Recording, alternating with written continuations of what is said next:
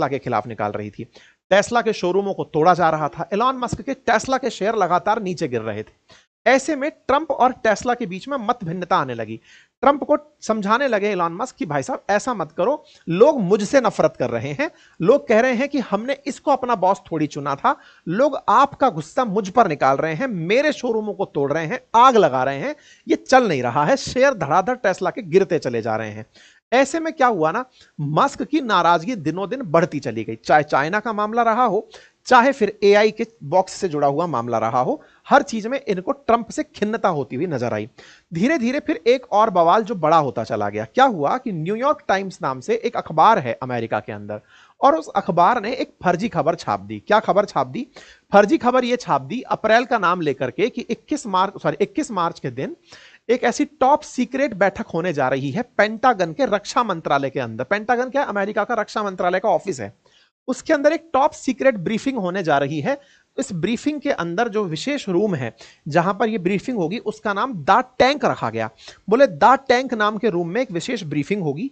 उसमें अमेरिकी रक्षा मंत्रालय मस्क को यह बताने वाला है कि चीन पर अमेरिका कब हमला कर रहा है। ऐसा कह के रिपोर्ट जारी कर दी न्यूयॉर्क टाइम्स ने। न्यूयॉर्क टाइम्स ने जब यह रिपोर्ट जारी की तो इस बात के वजह से मामला बहुत तेजी से फैल गया। एलॉन मस्क 21 मार्च को पेंटागन तो गए, लेकिन द टैंक नाम से किसी रूम में ना जाकर डिफेंस मिनिस्टर के कमरे में गए।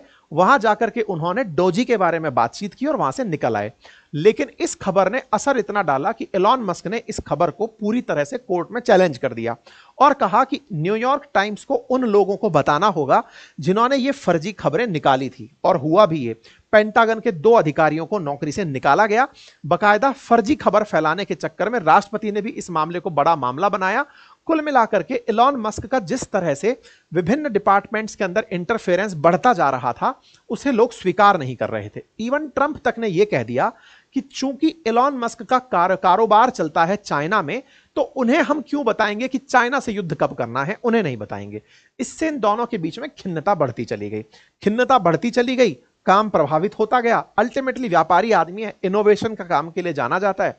ऐसे में इनोवेशन वाला जो ये आदमी है, इसे बस इतना ही था कि अच्छा चलता हूं, दुआओं में याद रखना, कह के निकल लिया। परिणाम क्या होगा? परिणाम यह होगा कि डोजी डिपार्टमेंट जो है उसका असर अब धीरे धीरे कम होने लगेगा और लिटिगेशंस बढ़ने लगेंगी। लोग इनको घसीट घसीट कर लाएंगे कि जब तुम नेता थे उस समय तुम हम पर दिक्कत खड़े किए थे, आ जाओ वापस। इधर ट्रंप की मुसीबत यह है कि उनके सपोर्ट में कोई आदमी अब बचेगा नहीं। ऐसे में डोजी डिपार्टमेंट का जो भी काम रहा वो तो अपने आप में ट्रंप के लिए मुसीबत बनकर खड़ा रहेगा। नया लीडर एलॉन मस्क को रिप्लेस करने वाला ढूंढना मुश्किल होगा। तीसरा सबसे बड़ी बात यह है कि एलॉन मस्क ने साफ साफ कह दिया है कि मैं फंडिंग नहीं करूंगा। गलती से यह मत सोच लेना कि मैं तुम लोगों को अब चंदा दे दूंगा। चंदा देने का कोई प्लान नहीं है। तो कुल मिलाकर के साहब, कुल जमा अर्थ यह है कि यहां से मस्क चल दिए हैं मस्त तरीके से। आपको क्या लगता है इन सारी खबरों का विश्लेषण? अपने कमेंट बॉक्स में जरूर बताइएगा। चैनल पर नए हैं तो सब्सक्राइब कर लीजिएगा।